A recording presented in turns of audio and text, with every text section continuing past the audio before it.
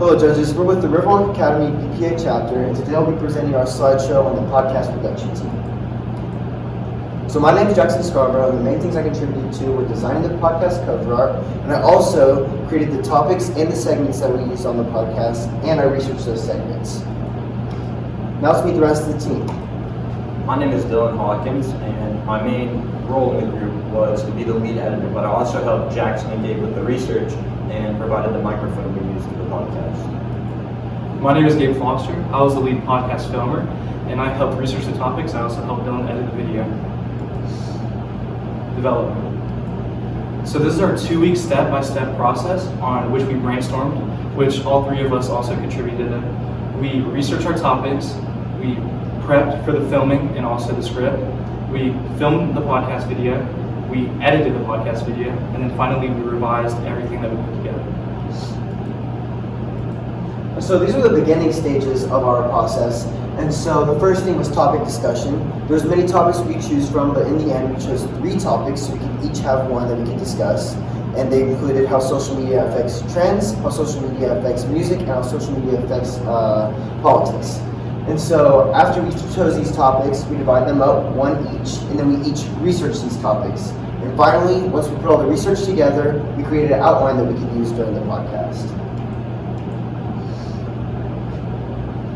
So the main obstacle that we faced while filming was we had a team member who had to leave our team, unfortunately, and so we had to refilm everything quickly and get it edited. But some of the other obstacles we faced were procrastination, just equipment. We didn't have the right equipment, and audio loads. The audio was very compressed and hard to kind of like process, so that was a difficulty that we faced.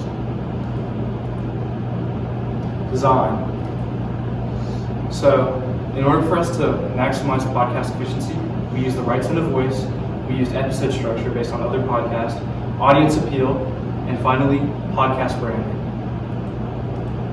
And so this was the cover art that we used on the podcast. We used Canva to design it. And so what we wanted was a simple yet appealing logo. And so this logo is like more to reach out towards Gen Z or young people. And so that's what we went for, like the neon type of look. But so it's great for digital platforms, and it stands out compared to other podcasts. And here's a closer look at it.